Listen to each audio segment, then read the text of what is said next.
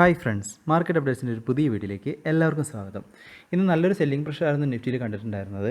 15,529 market open ആയതിനു ശേഷം 15,553 വരെ ഹൈ പോയിട്ടുണ്ടായിരുന്നു. തുടർന്ന് 15,305 മാർക്കറ്റ് ക്ലോസ് ആവുകയും ചെയ്തു. നിഫ്റ്റിയിൽ ഇന്ന് ഏകദേശം 166 പോയിൻറ്റ്സിൻ്റെ ഒരു ഡൗണാണ് റിപ്പോർട്ട് ചെയ്തത്. സെൻസെക്സിൽ 561 പോയിൻറ്റ്സിൻ്റെ ഡൗണും റിപ്പോർട്ട് ചെയ്തിട്ടുണ്ടായിരുന്നു. ഇനി നമ്മൾ നിഫ്റ്റിയുടെ ചാർട്ടിലേക്ക് നോക്കിക്കഴിഞ്ഞാൽ ഉച്ചവരെ ഒരു സൈഡ് വേയിലുള്ള ഒരു സെഷനായിരുന്നു. ഉച്ചയ്ക്ക് ശേഷം നല്ലൊരു സെല്ലിംഗ് പ്രഷറായിരുന്നു നിഫ്റ്റിയിൽ കണ്ടിട്ടുണ്ടായിരുന്നത്.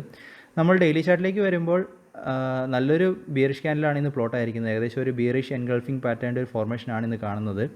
അതുകൊണ്ട് തന്നെ ഒരു സെല്ലിംഗ് പ്രഷറാണ് നിഫ്റ്റിയിൽ കൂടുതലും. അതുകൊണ്ട് തന്നെ ഒരു കൺസോളിഡേഷനോ അല്ലെങ്കിൽ ഒരു റിവേഴ്സലിനുള്ള സാധ്യതകൾ നമുക്ക് പ്രതീക്ഷിക്കാം. പിന്നെ ശ്രദ്ധിക്കാനുള്ള വേറൊരു കാര്യം എന്ന് വെച്ച് കഴിഞ്ഞാൽ RSI ഇൻഡിക്കേറ്റർ ഇന്ന് ഓവർബോട്ട് റീജിയനിൽ ടച്ച് ആയിട്ടുണ്ടായിരുന്നു, 70 ടച്ച് ആയിട്ടുണ്ടായിരുന്നു. പിന്നീട് ഒരു റിവേഴ്സൽ കണ്ടിട്ടുണ്ട്. അതുകൊണ്ട് തന്നെ ഒരു കൺസോളിഡേഷനുള്ള സാധ്യതകളാണ് കൂടുതലായിട്ടും കാണുന്നത്. അപ്പോൾ അടുത്തൊരു റാലി തുടങ്ങുന്നതിന് മുമ്പുള്ള ഒരു കൺസോളിഡേഷനായിട്ട് നമുക്ക് ഇതിനെ പ്രതീക്ഷിക്കാം. പിന്നീട് ശ്രദ്ധിക്കാനുള്ള കാര്യം എന്ന് വെച്ച് കഴിഞ്ഞാൽ നാളെ ഇനി ജൂൺ മന്തിൻ്റെ എക്സ്പയറിയാണ്. അതുകൊണ്ട് തന്നെ നാളെ ബിഗിനേഴ്സ് ആയിട്ടുള്ളവരൊക്കെ ഒന്ന് ട്രേഡൊക്കെ ഒന്ന് കോഷ്യസ് ആയിട്ടിരിക്കുക, നാളത്തേക്കൊന്നും അവോയ്ഡ് ചെയ്യുന്നതായിരിക്കും ബെറ്റർ ആയിട്ടുള്ളത്. അടുത്തായിട്ട് നമ്മൾ ഇന്നത്തെ ഗ്ലോബൽ മാർക്കറ്റ് നോക്കിക്കഴിഞ്ഞാൽ US മാർക്കറ്റിൽ ഇന്നലെ ഒരു ചെറിയ പോസിറ്റീവ് ഗെയിനോട് കൂടിയായിരുന്നു എൻഡ് ആയിട്ടുണ്ടായിരുന്നത്. ഇന്നത്തെ US മാർക്കറ്റിനെ സംബന്ധിച്ചിടത്തോളം ശ്രദ്ധിക്കാനുള്ള കാര്യങ്ങൾ എന്ന് വെച്ച് കഴിഞ്ഞാൽ ഒരു ഫ്രഷ് ലോക്ക്ഡൗണിനുള്ള സാധ്യതകൾ വീണ്ടും US മാർക്കറ്റിൽ കാണുന്നുണ്ട്. കാരണം വീണ്ടും ആ ഒരു കൊറോണ കേസസിലൊക്കെ കൂടുതൽ വർധനവ് വരുന്നത് കൊണ്ട് കൂടുതലും ഒരു ഫ്രഷ് ലോക്ക്ഡൗണിനുള്ള സാധ്യതകളാണ് പ്രതീക്ഷിക്കുന്നത്. അതുമാത്രമല്ല, യൂറോപ്യൻ യൂണിയനിൽ നിന്ന് ഒരു അനൗൺസ്മെൻറ്റ് വന്നതെന്ന് വെച്ച് കഴിഞ്ഞാൽ യൂറോപ്യൻ യൂണിയൻ US നിന്നുള്ള അറൈവൽസിനൊക്കെ ഒരു ബാൻ ഏർപ്പെടുത്താനുള്ള സാധ്യതകളുണ്ട് എന്നൊരു റിപ്പോർട്ടും കണ്ടിട്ടുണ്ടായിരുന്നു. പിന്നെ അതുമാത്രമല്ല, US സംബന്ധിച്ചിടത്തോളം US ട്രഷറി സെക്രട്ടറി അദ്ദേഹം പറഞ്ഞതെന്ന് വെച്ച് കഴിഞ്ഞാൽ അഡ്മിനിസ്ട്രേഷൻ വീണ്ടും ഒരു സ്റ്റിമുലസ് പാക്കേജിനുള്ള ഡിസ്കഷനൊക്കെ സീരിയസ് ആയിട്ട് കൺസിഡർ ചെയ്യുന്നു എന്നുള്ള രീതിയിലുള്ളൊരു അനൗൺസ്മെൻറ്റ് ഉണ്ടായിരുന്നു. അതുമാത്രമല്ല, ടാക്സ് ഫയലിങ്ങിനുള്ള ഡേറ്റുകളും ടാക്സ് റിട്ടേൺസ് ഫയൽ ചെയ്യാനുള്ള ഡേറ്റുകളും എക്സ്റ്റെൻഡ് ചെയ്യും, US എക്കോണമിനെ സപ്പോർട്ട് ചെയ്യുന്ന രീതിയിൽ മാക്സിമം സപ്പോർട്ടുകൾ കൊടുക്കും എന്നുള്ള രീതിയിൽ ഒരു അനൗൺസ്മെൻറ്റ് കണ്ടിട്ടുണ്ടായിരുന്നു. പക്ഷേ ഇപ്പോഴും US മാർക്കറ്റിൽ ഇപ്പോൾ ഇതൊരു മിക്സഡ് ട്രെൻഡിനുള്ള സാധ്യതകളാണ് കണ്ടുകൊണ്ടിരിക്കുന്നത്. അതുകൊണ്ട് തന്നെ ഈ മാർക്കറ്റുകളൊക്കെ ഇത് കൂടുതലായിട്ട് വാച്ച് ചെയ്യുക. പിന്നെ യൂറോപ്യൻ മാർക്കറ്റിലേക്ക് നമ്മൾ വരുമ്പോൾ ഇന്നെല്ലാം തന്നെ നല്ലൊരു നെഗറ്റീവ് സൈഡിലേക്കാണ് നിൽക്കുന്നത്. ഏകദേശം 2% അടുത്ത് നെഗറ്റീവിലാണ് എല്ലാ മാർക്കറ്റും ട്രേഡ് ആയിക്കൊണ്ടിരിക്കുന്നത്. ഏഷ്യൻ മാർക്കറ്റിലും എല്ലാം തന്നെ ഒരു മിക്സഡ് ട്രെൻഡാണ് കാണിക്കുന്നത്. SGX നിഫ്റ്റി ഇപ്പോൾ 9 പോയിൻറ്റ്സ് ഡൗണിലാണ് ട്രേഡ് ആയിക്കൊണ്ടിരിക്കുന്നത്. ഗോൾഡിൻ്റെ പ്രൈസിലൊരു വർധനവ് ഉണ്ടായിട്ടുണ്ടായിരുന്നു. ക്രൂഡ് ഓയിലിൻ്റെ പ്രൈസ് ഡൗൺ ആയിട്ടുണ്ടായിരുന്നു. അത് വീണ്ടും ആ ഒരു കൊറോണയുടെ സെക്കൻഡ് വേവും കൂടുതലായിട്ടുള്ള കേസുകൾ റിപ്പോർട്ടാകുന്നതൊക്കെയായിരുന്നു പ്രധാന കാരണങ്ങളായിട്ടുണ്ടായിരുന്നത്. ഇനി ഇൻസ്റ്റിറ്റ്യൂഷൻ ആക്ടിവിറ്റിയിലേക്ക് നമ്മൾ വരുമ്പോൾ FIIൻ്റെ ഭാഗത്തുനിന്ന് കഴിഞ്ഞ ദിവസങ്ങളിലെല്ലാം തന്നെ ഒരു നെറ്റ് ബൈ ആണ് കാണുന്നത് അവരുടെ ഭാഗത്തുനിന്ന്. അതുപോലെ തന്നെ DIൻ്റെ ഡൊമസ്റ്റിക് ഇൻസ്റ്റിറ്റ്യൂഷൻ്റെ ഭാഗത്ത് നോക്കുമ്പോൾ ഇന്നലെ ഒരു 454 കോടിയുടെ ഒരു നെറ്റ് ഇൻവെസ്റ്റ്മെൻറ്റാണ് വന്നിട്ടുണ്ടായിരുന്നത്. രൂപയുടെ മൂല്യം ഡോളറിന് അഗൻസ്റ്റായിട്ട് ചെറിയൊരു ഇടിവുണ്ടായിട്ടുണ്ടായിരുന്നു. 7 പൈസ ഇടിഞ്ഞ് 75.72 ഇന്ന് രൂപയുടെ മൂല്യം ഡോളറിന് അഗൻസ്റ്റായിട്ട് എൻഡായത്.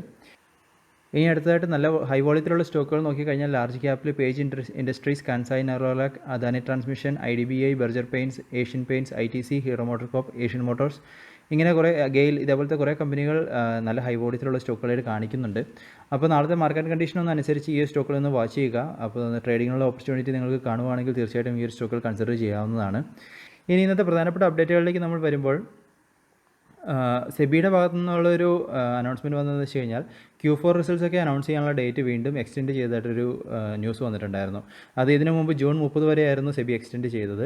അതിനുള്ള ഡെഡ് ലൈൻ വീണ്ടും എക്സ്റ്റെൻഡ് ചെയ്ത് ജൂലൈ 31 വരെ ആക്കിയിട്ട് ഉള്ളൊരു ന്യൂസ് റിപ്പോർട്ട് വന്നിട്ടുണ്ടായിരുന്നു.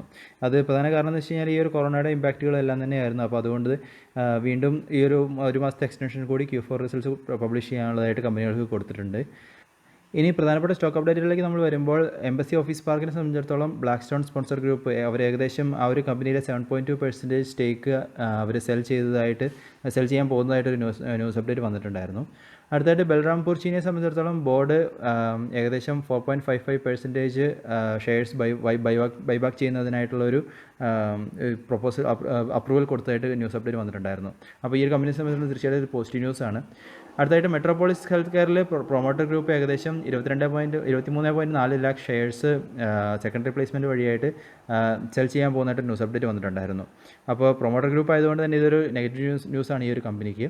അടുത്തായിട്ട് സ്റ്റീൽ കമ്പനികളെ സംബന്ധിച്ചിടത്തോളം ഗവൺമെൻറ് സ്റ്റീൽ പ്രൊഡക്റ്റുകൾക്ക് ഒരു ആൻറ്റി ഡംപിങ് ഡ്യൂട്ടി, സ്റ്റീൽ ഇമ്പോർട്ടിൽ ഒരു ആൻറ്റി ഡംപിങ് ഡ്യൂട്ടി ചുമത്തുന്നതായിട്ടൊരു ന്യൂസ് അപ്ഡേറ്റ് വന്നിട്ടുണ്ടായിരുന്നു. അപ്പോൾ ഈ ഒരു സ്റ്റീൽ സ്റ്റോക്കുകളൊക്കെ കൈവച്ചിട്ടുള്ളവരുണ്ടെങ്കിൽ തീർച്ചയായിട്ടും ഈ ന്യൂസിനൊന്ന് ട്രാക്ക് ചെയ്യുക.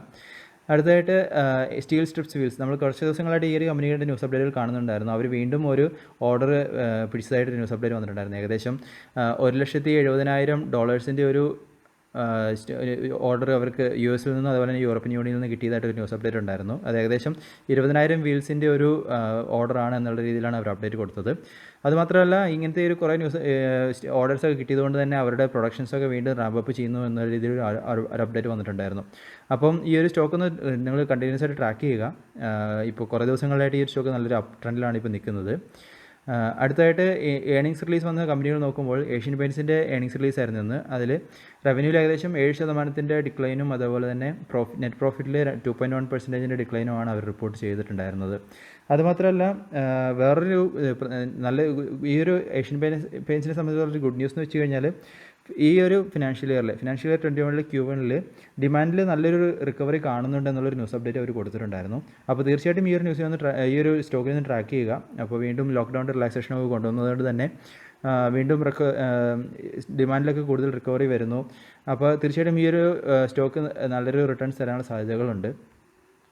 അടുത്തതായിട്ട് ബർജർ പെയിൻസിനെ സംബന്ധിച്ചിടത്തോളം നെറ്റ് പ്രോഫിറ്റിൽ 6.4% ഡിക്ലൈനാണ് അവർ കഴിഞ്ഞ വർഷത്തെ അപേക്ഷിച്ച് റിപ്പോർട്ട് ചെയ്തത്. റവന്യൂവിലും ഏകദേശം 8% ഡിക്ലൈനാണ് റിപ്പോർട്ട് ചെയ്തിരുന്നത്. എബിഡയിൽ 7.6% ഡിക്ലൈൻ ഉണ്ടായതായിട്ട് അവർ റിപ്പോർട്ട് ചെയ്തു. അതുമാത്രമല്ല, ഒരു ബോർഡിൽ നിന്നും ഏകദേശം ഡിവിഡൻ്റായിട്ട് ഒരു 30 പൈസ പെർ ഷെയറിൽ ഒരു അപ്രൂവൽ കൊടുത്തിട്ടുണ്ടായിരുന്നു അവർ. അടുത്തതായിട്ട് ഇന്ത്യ സിമെൻസിൻ്റെ ഏണിങ്സ് റിലീസ് നോക്കുമ്പോൾ റവന്യൂവിൽ 26.3% ഡിക്ലൈനാണ് അവർ റിപ്പോർട്ട് ചെയ്തിരിക്കുന്നത്. അതുപോലെ തന്നെ പ്രോഫിറ്റിൽ ഏകദേശം 111 കോടിയുടെ ലോസാണ് അവർ റിപ്പോർട്ട് ചെയ്തിട്ടുണ്ടായിരുന്നത്. എബിഡയിൽ 65% ഡിക്ലൈൻ ഉണ്ടായതായിട്ട് അവർ റിപ്പോർട്ട് ചെയ്തു. ഇനി ഗെയിൽ ഇന്ത്യയെ സംബന്ധിച്ചിടത്തോളം റവന്യൂവിൽ ഒരു ഫ്ലാറ്റ് ആയിട്ടുള്ള ഗ്രോത്താണ്, അതുപോലെ തന്നെ നെറ്റ് പ്രോഫിറ്റിൽ ഒരു 2 മടങ്ങ് വർധന ഉണ്ടായതായിട്ട് അവർ റിപ്പോർട്ട് ചെയ്തിട്ടുണ്ടായിരുന്നു. എബിഡയിലും 19% വർധന ഉണ്ടായതായിട്ട് അവർ റിപ്പോർട്ട് ചെയ്തു. അത് തുടർന്ന് ഈ സ്റ്റോക്ക് നല്ലൊരു പോസിറ്റീവ് പോയിട്ടുണ്ടായിരുന്നു ഇന്ന്. പിന്നെ ഇന്ത്യയിൽ IOCയെ സംബന്ധിച്ചിടത്തോളം റവന്യൂവിൽ 5% ഡിക്ലൈനും നെറ്റ് പ്രോഫിറ്റിൽ 5,185 കോടിയുടെ ലോസുമാണ് അവർ റിപ്പോർട്ട് ചെയ്തത്. എബിഡയിൽ 96.8% ഡിക്ലൈൻ ഉണ്ടായതായിട്ടാണ് അവർ റിപ്പോർട്ട് ചെയ്തത്. ബാങ്ക് ഓഫ് ബറോഡയെ സംബന്ധിച്ചിടത്തോളം അവർ ഒരു 506 കോടിയുടെ നെറ്റ് പ്രോഫിറ്റാണ് ഈ ഒരു Q4 റിപ്പോർട്ട് ചെയ്തിട്ടുണ്ടായിരുന്നത്. അത് പ്രധാനമായിട്ടും ഒരു ടാക്സ് റൈറ്റ് ബാക്ക്, ഒരു 2,230 കോടിയുടെ ഒരു ടാക്സ് റൈറ്റ് ബാക്ക് ഉണ്ടായതായിട്ട് അവർ റിപ്പോർട്ട് ചെയ്തിട്ടുണ്ടായിരുന്നു. നെറ്റ് ഇൻട്രസ്റ്റ് ഇൻകം നോക്കുവാണെങ്കിൽ 40% വർധനവ് ഉണ്ടായതായിട്ടും അസറ്റ് ക്വാളിറ്റിയിലും നല്ലൊരു വർധനവ്, ഒരു സീക്വൻഷ്യലായിട്ടുള്ളൊരു വർധനവ് ഉണ്ടായതായിട്ടും അവർ റിപ്പോർട്ട് ചെയ്തിട്ടുണ്ടായിരുന്നു. ശ്രദ്ധിക്കേണ്ട വേറൊരു കാര്യം, ഗ്രോസ് NPAയിലും നെറ്റ് NPAയിലും നല്ലൊരു കുറവ് വന്നതായിട്ട് അവർ റിപ്പോർട്ട് ചെയ്തു. അപ്പം ഇതൊക്കെ ഈ ഒരു ബാങ്ക് ഓഫ് ബറോഡയ്ക്ക് ഇന്നൊരു പോസിറ്റീവ് ന്യൂസ് ആയിരുന്നു ഇത്. പിന്നെ പവർ ഫിനാൻസ് കോർപ്പറേഷൻ്റെ Q4 റിസൾട്ട്സ് നോക്കുമ്പോൾ പ്രോഫിറ്റ് ആഫ്റ്റർ ടാക്സ് PAT ഏകദേശം 693 കോടിയാണ്. കഴിഞ്ഞ വർഷത്തിൽ 3,391 കോടിയായിരുന്നു. പക്ഷേ ഈ ഒരു വർഷം 693 കോടിയാണ് എന്ന രീതിയിലൊരു അപ്ഡേറ്റ് വന്നു. ഇനി ICICIയെ സംബന്ധിച്ചിടത്തോളം ഒരു ന്യൂസ് എന്ന് വെച്ച് കഴിഞ്ഞാൽ, അവർ സ്റ്റേക്ക് സെയിൽ വഴിയായിട്ട് ഏകദേശം $3 ബില്യൺ റേസ് ചെയ്യാനുള്ളൊരു പ്ലാനുമായിട്ട് വരുന്നു എന്നുള്ള രീതിയിലൊരു അപ്ഡേറ്റ് വന്നിട്ടുണ്ടായിരുന്നു. അത് ഒരു സെപ്റ്റംബറോട് കൂടി നടത്താനുള്ള ഒരു ഷെയർ സെയിൽ ഏകദേശം സെപ്റ്റംബറിൽ നടത്താനുള്ള ഒരു പ്ലാനിലാണ് അവരിപ്പോൾ ടാർഗറ്റ് ചെയ്തിരിക്കുന്നത്. പക്ഷേ അത് ടൈമിങ്ങിൽ ചേഞ്ച് ഉണ്ടാകാനുള്ള സാധ്യതകളുണ്ട് എന്നും ഒരു അപ്ഡേറ്റ് വന്നിട്ടുണ്ടായിരുന്നു. അപ്പോൾ ഇതൊക്കെയായിരുന്നു ഇന്നത്തെ ഈ ഒരു സ്റ്റോക്ക് ഡൗൺ ആകാനുള്ള പ്രധാന കാരണം. പിന്നെ COVID-19 ഇമ്പാക്റ്റുകൾ കൊടുത്ത കമ്പനികളിൽ കല്യാണി സ്റ്റീലിൽ അവർ പ്രൊഡക്ഷൻ വീണ്ടും റെസ്യൂം ചെയ്തു. അതിലേകദേശം 45 മുതൽ 50% കപ്പാസിറ്റിയോട് കൂടി വീണ്ടും അവർ റെസ്യൂം ചെയ്തു എന്നുള്ള രീതിയിലൊരു അപ്ഡേറ്റ് വന്നിട്ടുണ്ടായിരുന്നു. അവരുടെ ഓട്ടോമൊബൈൽ എഞ്ചിനീയറിംഗ് ആ ഒരു ഏരിയയിലുള്ള ബിസിനസ്സുകൾക്കെല്ലാം നല്ല രീതിയിൽ ഇമ്പാക്റ്റ് വന്നതായിട്ട് അവർ റിപ്പോർട്ട് ചെയ്തിട്ടുണ്ടായിരുന്നു.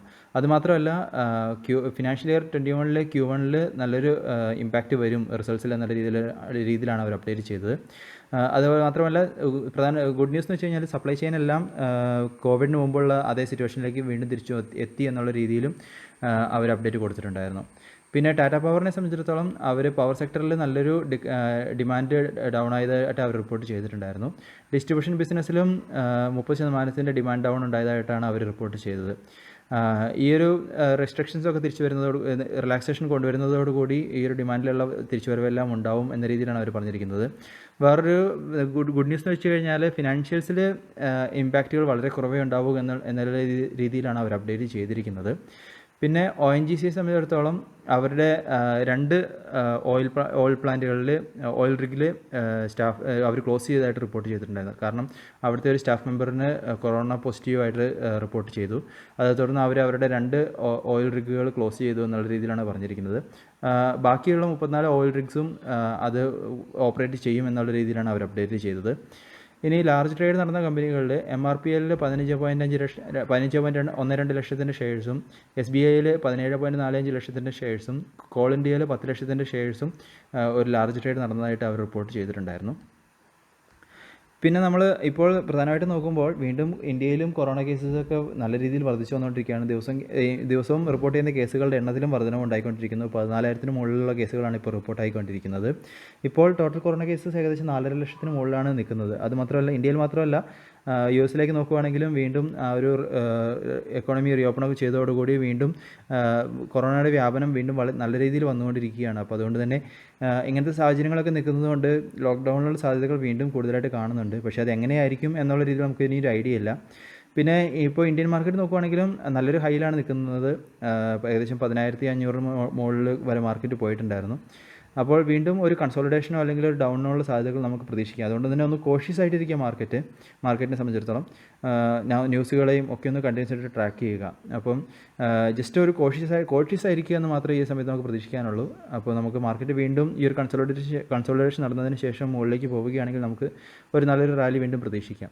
അപ്പം നിങ്ങൾക്കറിയാവുന്ന കാര്യങ്ങൾ നിങ്ങൾ കമൻറ്റ് വഴിയായിട്ട് അറിയിക്കുക. നിങ്ങളുടെ അനാലിസിസിലൂടെ നിങ്ങൾ കണ്ടെത്തിയ കാര്യങ്ങളൊക്കെ അത് മറ്റുള്ളവർക്കും ഹെൽപ്ഫുൾ ആകട്ടെ. പുതിയ അപ്ഡേറ്റുകളിലൂടെ നമുക്ക് വീണ്ടും കാണാം. അതുവരെ this is Tony signing off.